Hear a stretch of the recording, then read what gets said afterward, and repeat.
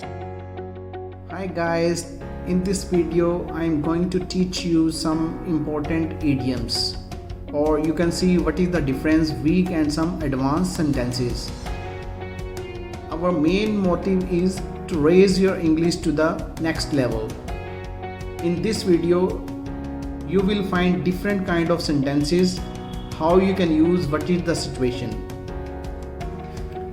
तो एंड तक आप इस वीडियो को जरूर देखें, definitely it's really worth. Without wasting your time let's get started. First sentence is he has missed the opportunity. अब जैसे किसी ने अपॉर्चुनिटी को मिस कर दिया हो तो उसके लिए आप यूज़ कर सकते हो he has missed the boat. अब जैसे आपको भगवान ने कोई आपको अपॉर्चुनिटी दी है तो अमीर बनने के लिए, to become rich. In this case you can use he has missed the boat to become rich. He has missed the boat to take admission in this college. Next one is don't interfere in my work. हम किसी को बोलते हैं ना मेरे काम में दखल मत दो, तो उसके लिए हम जनरली ये यूज़ करते हैं don't interfere in my work. And how you can speak impressively, don't poke your nose in my affairs. Affairs होते matters.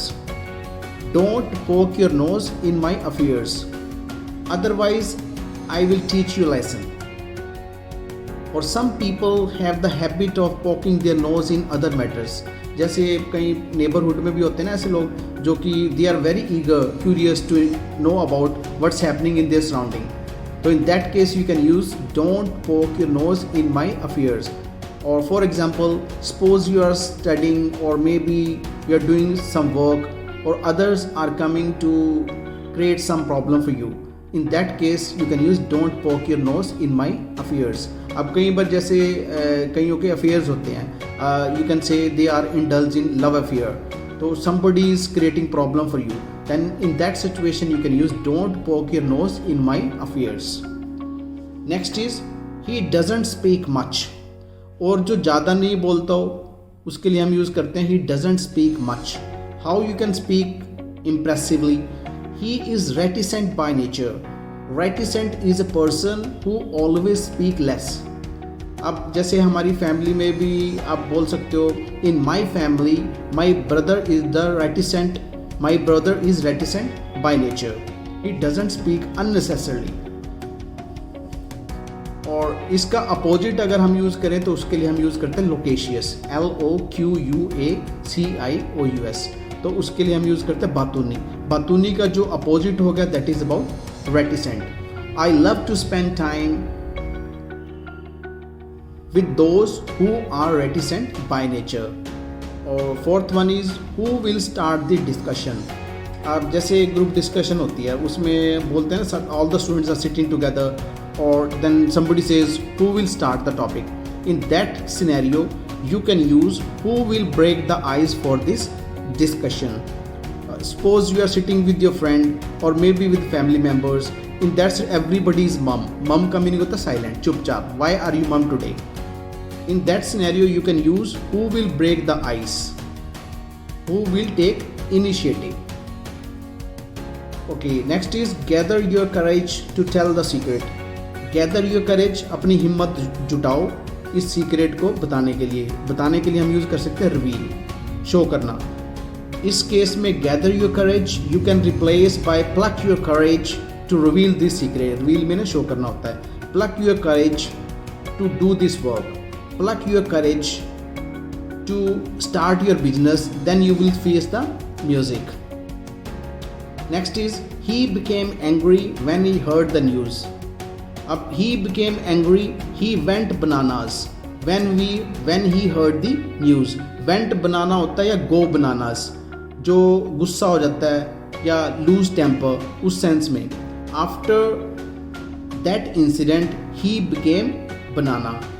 और no need to go banana, I didn't say anything absurd to you. absurd होता बकवास, मैंने आपको कुछ गलत नहीं कहा तो तुम्हें गुस्सा शो करने की कोई ज़रूरत नहीं है. Don't talk irrelevant things, come to the point. irrelevant के लिए हम यूज़ कर सकते हैं don't beat about the bush, come to the point.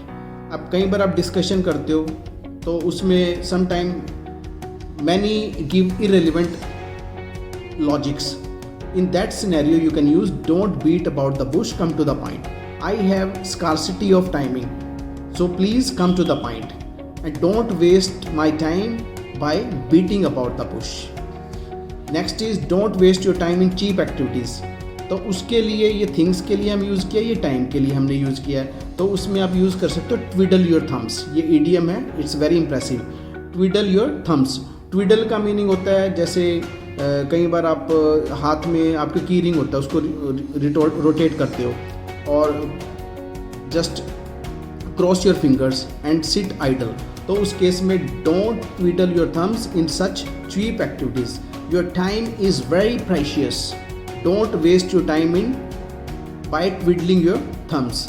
या CBI instead of twiddling their thumbs they must take some necessary action to catch the, और catch के लिए हम यूज करते हैं nab the culprit. I am going to have a short sleep after getting tired. Short sleep के लिए हम use कर सकते हैं cat nap. I am going to have a cat nap after getting tired के लिए हमने क्या यूज किया, exhausted.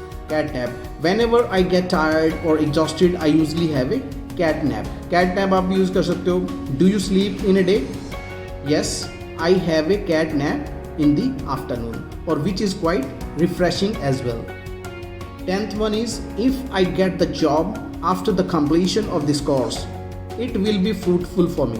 और यहाँ देखिए this is about the conditional sentence. Condition if से start हुआ है. if अगर मुझे जॉब मिलती है आफ्टर कोर्स कंप्लीट करने के बाद, it will be fruitful, तो मेरे लिए बेनिफिशियल होगा. तो इसको थोड़ा सा और अच्छे ढंग से कैसे बोल सकते हैं, if I get the job after the completion of this course, it will be icing on the cake. Icing on the cake हम यूज़ करते हैं सोने पे सुहागा. अगर सपोज करो आपका आइल्स क्लियर हो जाता है और वीज़ा भी लग जाता है, in that case you can use after cracking the IELTS if I get a visa then it would be icing on the cake. I hope this video is also helpful for you.